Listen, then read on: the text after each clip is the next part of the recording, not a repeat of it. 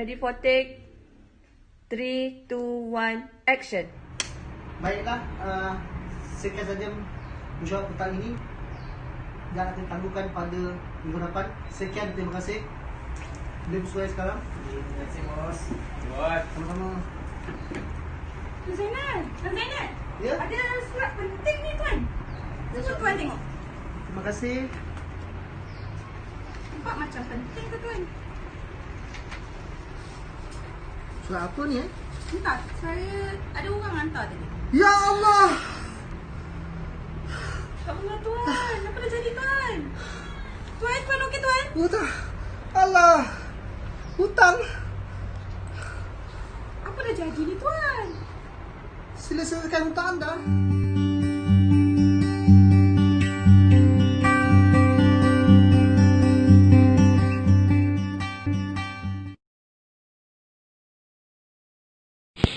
Tahukah anda bahawa 75% daripada generasi Y merupakan antara golongan yang memiliki sekurang-kurangnya satu hutang jangka masa panjang? Persoalannya, siapakah dia generasi Y? Generasi Y adalah golongan anak-anak muda yang lahir di antara tahun 1977 hingga 1997. Adakah anda tergolong dalam generasi ini? Tahukah anda punca kepada keberhutangan generasi Y ini? Pertama, 70% daripada mereka hidup di luar kemampuan. Nombor 2, 56% adalah hasil daripada pinjaman atau jual beli kenderaan. Yang ketiga, 47% adalah disebabkan oleh penggunaan kad kredit. Yang keempat, 40% adalah akibat daripada berbelanja di luar kemampuan dan pembiayaan pendidikan. Dan yang kelima, 38% daripada pembiayaan peribadi dan 28% akibat daripada gadai janji.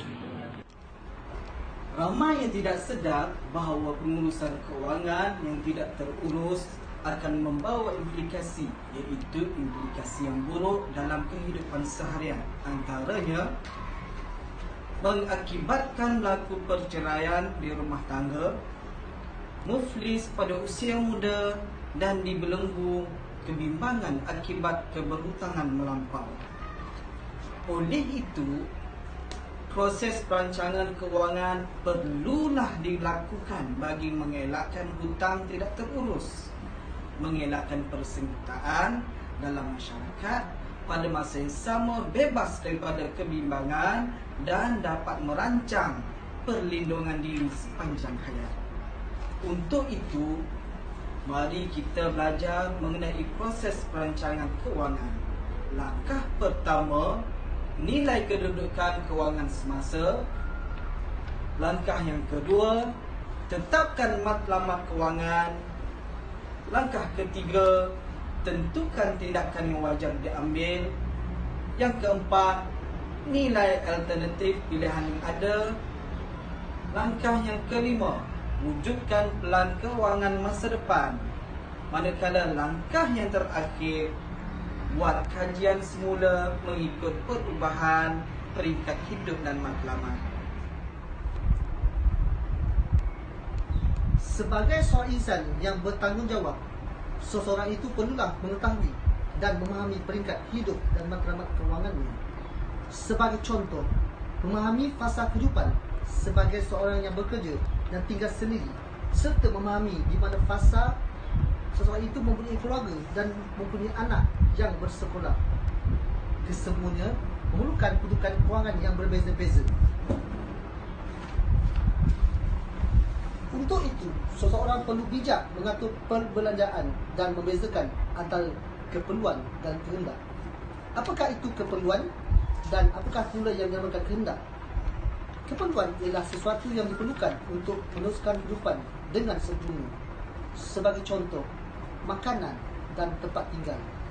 Manakala kehendak ialah sesuatu yang ingin dimiliki. Contohnya, telefon dan barang perhiasan. Yang mana lebih penting? Rumah kepunyaan sendiri atau bercuti ke luar negara yang perlu diutamakan?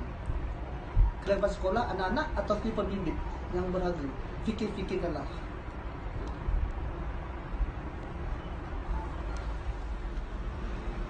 Setakat manakah kemampuan anda? Sudahkah anda mengenal pasti sama ada cara hidup anda seiring dengan tahap kewangan anda. Tahukah anda bahawa had kemampuan berbelanja anda sepatutnya selaras dengan pendapatan bulanan anda? Untuk menjamin kedudukan kewangan yang stabil, tetapkanlah matlamat kewangan anda dengan 3 cara, iaitu matlamat jangka masa pendek kurang daripada setahun, matlamat jangka sederhana 1 hingga 3 tahun dan matlamat jangka panjang lebih daripada 3 tahun. Contoh bagi matlamat jangka masa pendek ialah apabila anda bercadang untuk melancong ke luar negara pada 2 tahun. Contoh matlamat jangka sederhana ialah anda bercadang untuk menukar kenderaan dalam tempoh 2 hingga 3 tahun akan datang.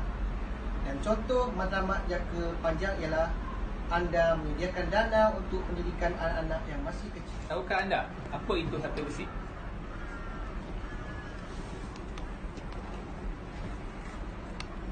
Membina kekayaan adalah berkait rapat dengan penambahan harta besi. Harta besi ialah semua aset bukan keuangan dan keuangan yang dimiliki yang ditolak dengan semua tanggungan tertunggaknya. Bagaimana caranya anda menilai harta besi? Mudah saja. Pertama, senaraikan semua barang bernilai keupayaan anda. Kedua, jumlahkan semua aset. Ketiga, senaraikan jumlah hutang yang ada. Keempat, jumlahkan liability anda. Dan yang terakhir, aset yang ditolak dengan liability. Bagaimana cara untuk menambah harta besi? Tambah tabungan anda, nombor 1. Kedua, kurangkan pembelanjaan yang tidak perlu. Ketiga, kurangkan hutang belian barangan secara tunai. Keempat, jual dan keluarkan barang aset yang menjadi liability dalam bentuk kehendak. Untuk lebih mudah, mulakan membuat bajet perbelanjaan bulanan anda sekarang. Bajet? Macam mana nak buat bajet? Selalulah berbelanja berasaskan pendapatan tetap bulanan anda. Bahagikan sebahagian daripada pendapatan anda untuk simpanan. Anda perlu capai matlamat kewangan anda mengikut jangka masa yang ditetapkan. Sentiasalah bersedia dengan dana kecemasan yang boleh digunakan di saat anda memerlukan. Dan yang penting, berbelanjalah dengan kos yang realistik. Jangan lupa, sediakan bajet sebelum gaji diterima atau pada hari gaji diterima. Bagaimana untuk memastikan bahawa bajet anda berjaya? Mudah. Kuncinya adalah disiplin. Terus sabar dan berdisiplin dan jangan terikut-ikut perangai lama anda yang boros berbelanja. Jadilah seorang yang realistik dan berbelanja di bawah kos sebenar. Sentiasa fleksibel dalam menguruskan perbelanjaan tak diduga seperti kenaikan kadar tol dan minyak.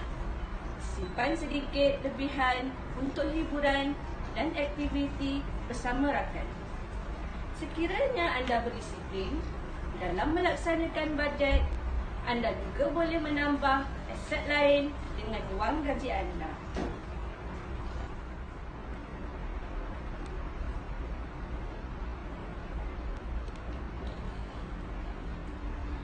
Perancangan kewangan yang lemah dan tabiat berbelanja tidak mengikut kemampuan adalah faktor utama yang menyebabkan seseorang itu terjebak dengan perangkap kewangan.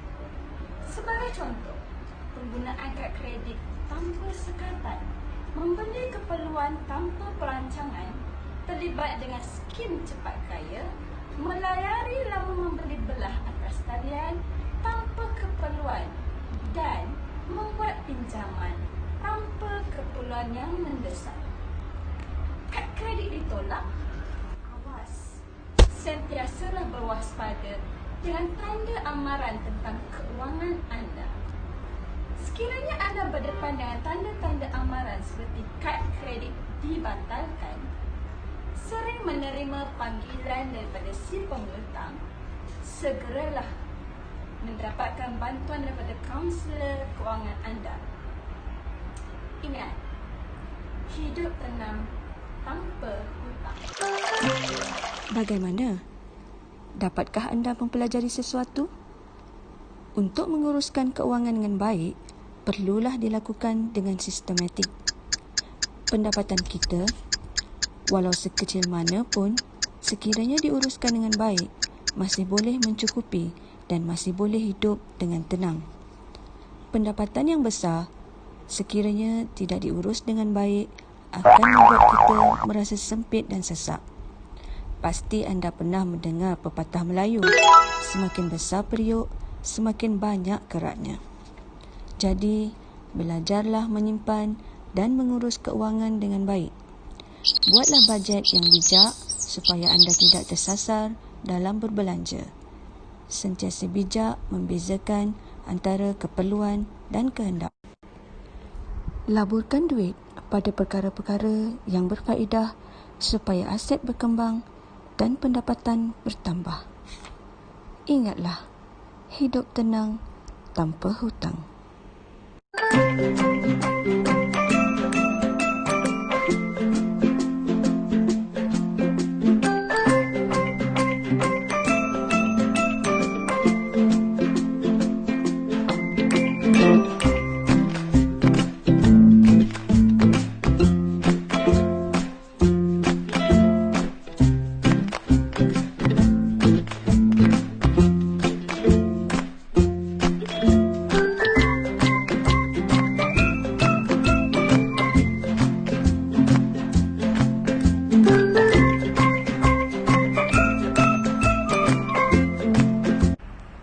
Jadi, setakat manakah kemampuan anda?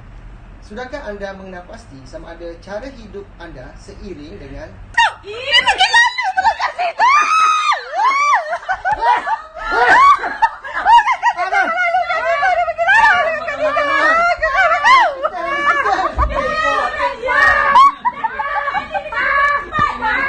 Tonton Steam betul lah. Tonton Steam lah.